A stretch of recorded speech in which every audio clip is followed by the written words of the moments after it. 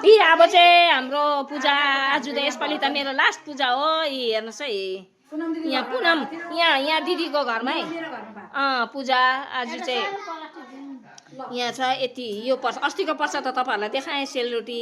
आजको प्रसाद यति छ। मान्छे पनि हामी छोटो छोटो कम्ती कम्ती जस्तो लाग्यो कि, अन्त सामान पनि कम्ती कम्ती होइन। म यही बोल्छु ल, मै बोल्दै हो।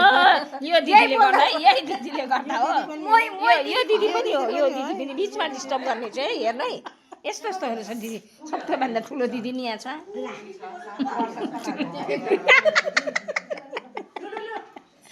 यस्तो छ। हामी चाहिँ भजन यतिजना छौँ साथीहरू।